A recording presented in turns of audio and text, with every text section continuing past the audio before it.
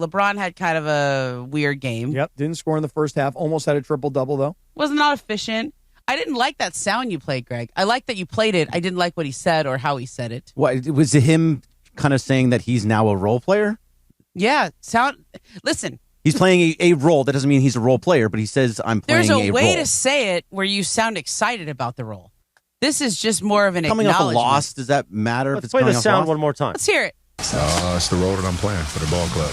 In order for us to win ball games, it's the role that I'm playing, and it's just how the game is going. I mean, he sounds fine. No. I agree with Momo. He doesn't sound thrilled about it. That's the role I'm playing. Well, you just got to understand. What I it doesn't gotta matter do for the ball club. Whatever he says, Lindsay, of course, thinks that it's perfection. That's right. So just when just people clear that up. when the NBA muckety mucks that Sedano hangs out with go, hey man, we checked out your radio show last week. What's up with like that Cappy guy and that other guy talking about scrapes? He's like, listen, man, it's the role I'm playing.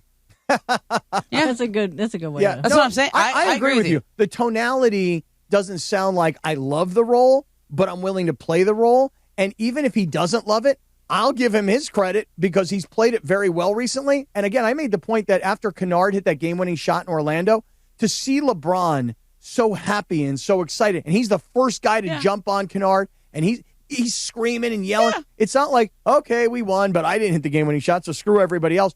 He's embracing this team, I think. But I listen to that same soundbite, and I go, he doesn't sound jacked about the role that he's playing. I mean, listen, let me take you behind the scenes. I would guess that Dave asked the question because he's been playing a role, and most likely Dave and other reporters are working on a story about LeBron's change of role. And so the only time you get to ask LeBron about it is after the game, and it happens to be after a loss. So you're not getting the quote you really want right then, but you still got to ask the question. It's after a game that he lost and he only scored 12 points. Yeah, and he wasn't all that involved. Right. He asked him about him not scoring until the third quarter because that's the latest in his career he's ever scored in a game. Mm-hmm. And that was the answer? Yeah. Oh, so the question wasn't even about the role. It was about how do you feel about not scoring until the third quarter? You didn't have any points until the third quarter. Even better. That's even better in proving my point. Like, he's not happy about it. He's just doing it because he has to. And then also, after they win, you can celebrate him for accepting a lesser role. But after they lose, he's like, that's what they tell me to do. I'm so glad you're saying this because here's the thing about last night's loss.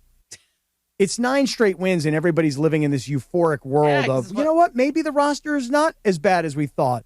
Or maybe they can go further than we all thought.